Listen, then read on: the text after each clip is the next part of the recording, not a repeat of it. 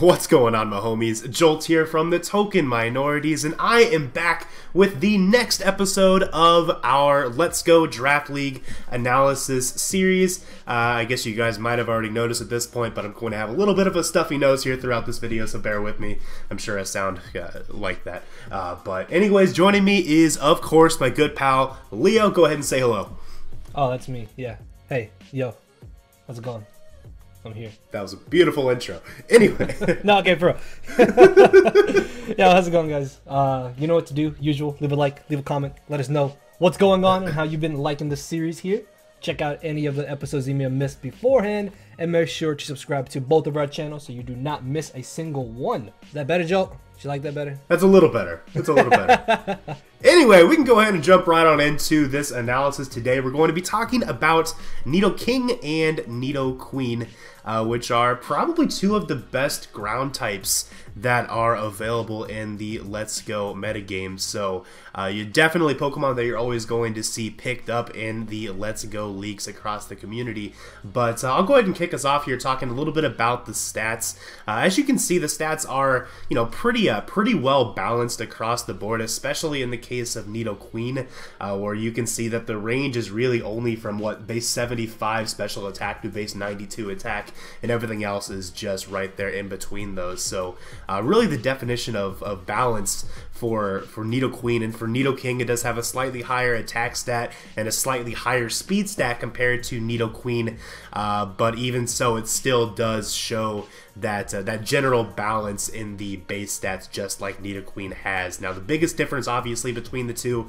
besides the speed stat that I already mentioned, is the bulk, the general bulk. Nidoqueen is always going to be slightly more bulky than Nidoking, and that's really the primary benefit to choose Nidoqueen over Nidoking, just like it always has been in the past. But the one thing that really is worth mentioning here for these two Pokemon for the Let's Go meta is that they no longer have access to Sheer Force, which is a pretty big deal when you're looking at those offensive stats.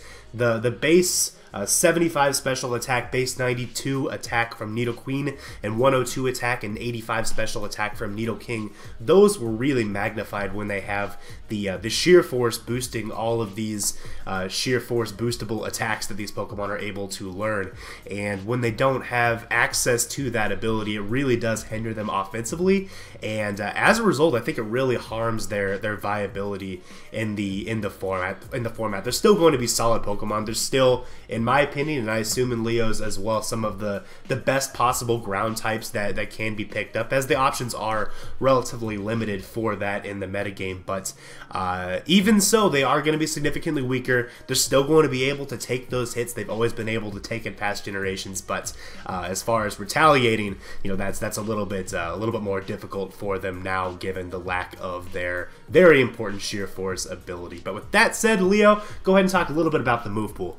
So even though the Nidos did lose Sheer Force, their move pool is just about stayed the same. They didn't necessarily lose too many offensive stat moves or offensive coverage. I think the biggest thing for them was obviously losing Sheer Force, but they don't even have access to Earth Power in Let's Go.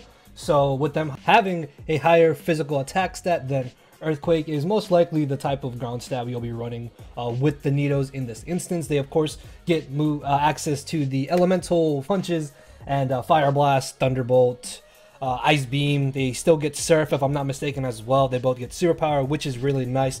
They do learn like 4 or 5 different moves, but none of them are entirely too important. For example, Nidoking gets Mega Horn and Thrash, as where Nidoqueen gets Body Slam, Super Fang, and Crunch. And I think my favorite move that they get is Payday, because if you bring Payday to a match and you use it, your opponent is basically obligated to pay you after the battle. I'm pretty sure that's a rule in all the Let's Go leagues. That's exactly how that works, yes. Hey, you get money when you use these Pokemon, which is actually really nice too. Plus, of course, they do get access to Stealth Rocks, which is always beneficial if you're playing 6v6 or if you're doing 4v4, 3v3. It may not be as important, but hey, they still have their merits. Taunt is also something that can be used because they could function kind of as anti-hazards mons if you wanted to use them that way. And besides that, they don't necessarily get anything too crazy or too exciting on their offensive stats. So yeah, it does suck that they lost Sheer Force, but they still have a decent move pool and are still going to be hitting hard enough. So we're going to move on to our next section here with which Jolt will be talking about. Yeah, so let's talk a little bit about the roles that these can fill for your draft league teams. Like we already mentioned, they are going to be a little bit worse in terms of being like that bulky kind of a tank, I guess, where they're able to take a hit and immediately threaten the opposing team. They're not going to be as good at that job anymore, but they're still going to be able to serve as a nice electric immunity.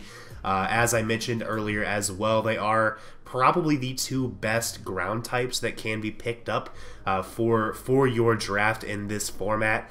They only really are competing with like a handful of other mons like Rhydon, Golem, Marowak, Sandslash. Like, there's really not too many great ground types that are available. Dugtrio, I guess, is another one of the better ones as well. So there's not too much competition there, I guess, but I do still think that they are going to be some of the better ground types for your draft, and depending on how much you value the ground type, that might impact how early you'd want to pick it up for your draft. But the other thing that I guess is kind of worth mentioning at this point as well is Volt Switch isn't a move in Let's Go. And I think in a sense that kind of harms the viability of ground types in general, because really they're, in my opinion, the primary niche of a ground type is being able to stop Volt Switch, at least in previous formats of draft format or previous generations of draft format.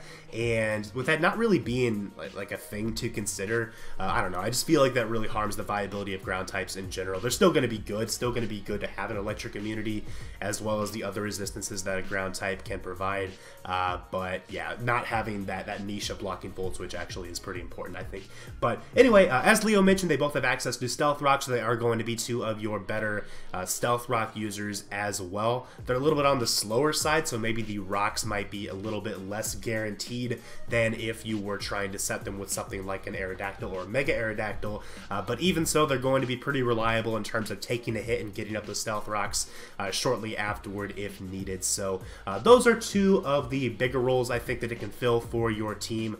They also still have a decent speed tier. They're not really going to be a breaker per se, but they still can put on some offensive pressure against an opposing team, just because they do have a wide variety of move types that they can run. They can really take advantage of a variety of quad weaknesses that your opponents might have.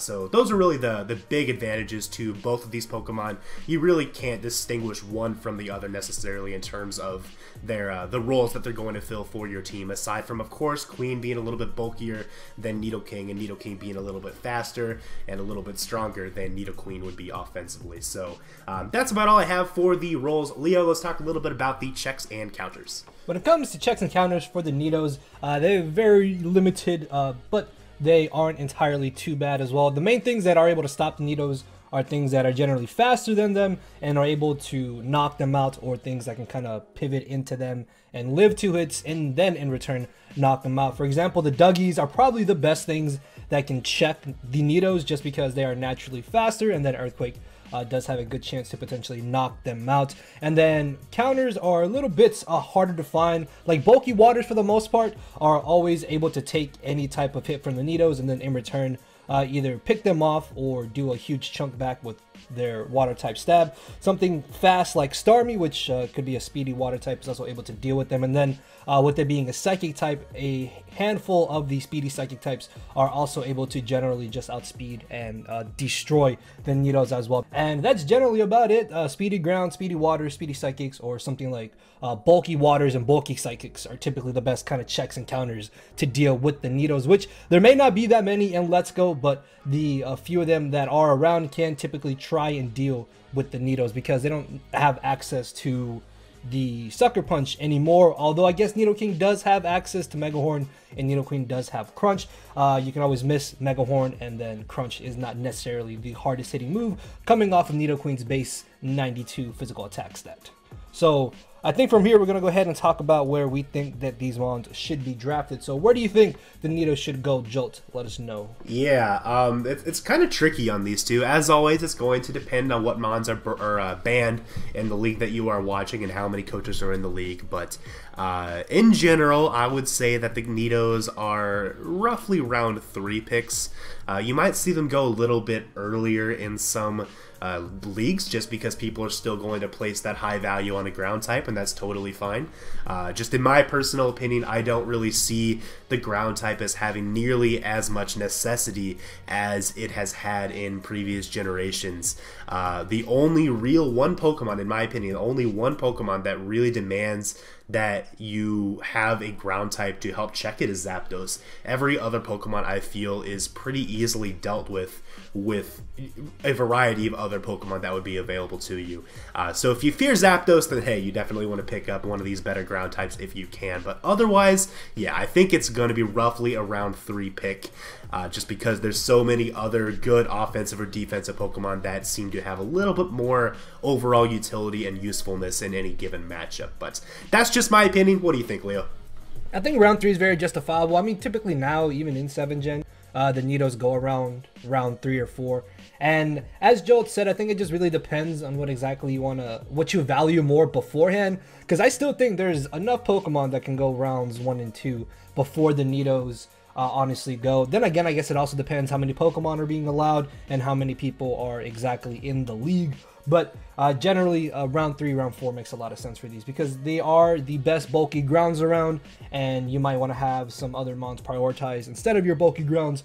And these should definitely be the first grounds, I think, to go in a draft regardless. So yeah, round 3 or 4 is definitely something I think is justifiable for both of these. It's pretty common to see these go like back to back as well in the draft, I think, is, I don't know, like at least within a couple picks of each other, because once you see one of these grounds go and you know you're going to want one for your team, it's pretty common that someone's going to try to pick up the second one right away.